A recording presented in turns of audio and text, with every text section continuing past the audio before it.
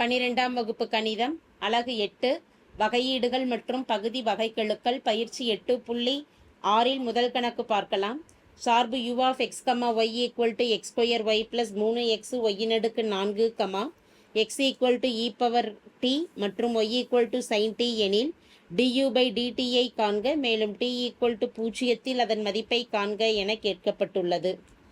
u என்ற மாறு சார்பானது x மற்றும் y என்ற இரண்டு மாறிகளை சார்ந்துள்ளது.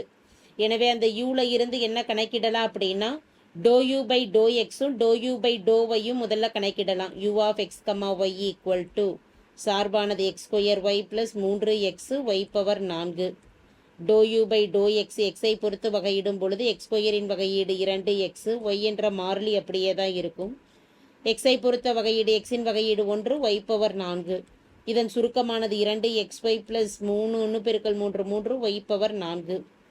பகுதி வகையீடு y-ஐ பொறுத்து கணக்கிடும் பொழுது x ஸ்கொயர் என்ற மாறிலி மதிப்பு அப்படியே இருக்கும். y-ஐ பொறுத்து வகைப்படுத்தும் பொழுது 1 3x y-ஐ பொறுத்த வகையீடு. அப்போ y-ஐ பொறுத்த வகையீடு எனும் பொழுது அடுக்கு 4 முன்னாடி வர அடுக்கில் 1 குறையும் பொழுது 4 y-இன் அடுக்கு 3 1 பெருக்கல் x ஸ்கொயர் plus 12 முன்னாங்கு 12x y-இன் அடுக்கு 3. x மற்றும் y என்ற சார்புகள் e பவர் t அதாவது t என்ற ஒரே ஒரு மாறியை பொறுத்து அமைந்துள்ளது. எனவே இதிலிருந்து dx by dt-யும் dy by dt-யும் கணக்கிடலாம். x equal to e power t என கொடுக்கப்பட்டுள்ளது. dx by dt t-ஐ பொறுத்த வகையீட்டு மதிப்பு e பவர் t-க்கு வகையீடு e பவர் t-ஏ தான். y என்ற சார்பின் மதிப்பானது sin t. dy by dt y t-ஐ பொறுத்த வகையீடு sin t-யின் வகையீடு cos t ஆகும். கணக்கிட வேண்டிய du by dt-க்கான நிபந்தனையை எழுதலாம். du by dt என்பது ∂u by ∂x பெருக்கல் dx by dt plus ∂u by ∂y பெருக்கல் dy by dt ஆகும். கணக்கிட்டிருக்கக்கூடிய மதிப்புகள் ஒன்னொன்னை இங்கே பிரதியிடும் பொழுது du by dx-இன் மதிப்பானது ∂u by ∂x-இன் மதிப்பானது 2xy plus 3y-இன் அடுக்கு 4.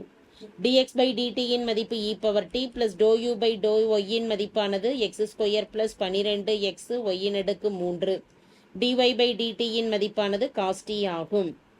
சார்புகள் அனைத்தையுமே நம்ம எதுக்கு மாற்றணும் அப்படின்னா t என்ற மாறிக்கே மாற்றும் பொழுது x மற்றும் y-க்கு பதிலாக மதிப்புகளை பிரதியிடலாம். 2 x-இன் மதிப்பு e பவர் t, y-யின் மதிப்பானது sin t ப்ளஸ் 3 ஒய்க்கு பதிலாக சைன் டீன்னு கொடுப்போம். அடுக்கு 4 இருக்கிறனால சைன் பவர் 4t, வெளியில் ஒரு இ பவர் டி பொதுவாக அமைந்துள்ளது. எக்ஸ் ஸ்கொயர் எக்ஸுக்கு பதிலாக e power D whole square எனும் பொழுது இ பவர் 2t ப்ளஸ் 12 எக்ஸுக்கு e power D sign cube எனும் ஒய் கியூப் எனும் பொழுது சைன் கியூப் டி. இது இல்லாமல் வெளியில் பெருக்கல் காஸ்டின்னு இருக்குது. பொதுவாக நம்ம இ பவர் டீயை அனைத்து உறுப்புகளில் இருந்து பொதுவாக வெளியில் எடுத்துட்டோம் அப்படின்னா முதல் உறுப்பில் 2 இ பவர் டி சைன் டீங்கிறது மீதம் இருக்கும். அந்த இ பவர் டீயை தான் நம்ம வெளியில் எடுத்துட்டோம். ஒரு இ பவர் டி இருக்கிறதுனால அந்த இ பவர் டி அப்படியே எழுதிடுறோம். ப்ளஸ் அடுத்த ஒன்றில் 3 sign e power sign power 4t. இரண்டாவது ப்ராக்கெட்டில் இருக்கக்கூடியதில் இ பவர் 2t காஸ்டின்னு வரும். அதிலிருந்து ஒரு இ பவர் டீயை வெளியில் எடுக்கும் பொழுது மீதம் ஒரு e power D காஸ்டி. E power டீயை வெளியில் எடுக்க போக மீதம் அமைந்திருக்கக்கூடிய மதிப்பானது ப்ளஸ் 12 சைன் கியூப் டி ஒரு காஸ்டி சைன் கியூப் டி காஸ்டி. இது எதனுடைய மதிப்பு du by dt. du by dt நம்ம கணக்கிட்டுட்டோம். t ஈக்குவல் டு 0 அதன் மதிப்பை கணக்கிடலாம். t ஈக்குவல் டு 0 எனில் மதிப்பானது du by dt tக்கு 0 என பிரதியிடும் பொழுது e power 0 2 e power 0 sine 0 plus 3 sine power 4 0 plus e power 0 cos 0 plus 12 sine cube 0 cos 0. E power 0-இன் மதிப்பானது 1 ஆகும். இ பவர் சைன் 0-இன் மதிப்பு 0. அப்போ முதல் உறுப்பு 0, சைன் 0-இன் மதிப்பு 0, காஸ் 0-இன் மதிப்பு 1, இ பவர் 0 1 எனும் பொழுது 1. 12 சைன் 0-இன் மதிப்பு 0, காஸ் 0-இன் மதிப்பு 1, 0 பெருக்கல் 1 எனும் பொழுது மதிப்பு 0 ஆயிடும். எனவே du by dt-யின் மதிப்பு 1 ஆகும். தேங்க்யூ. கணக்கிட வேண்டியது என்ன? du by dt அதனுடைய மதிப்பு 1 என கிடைத்துள்ளது.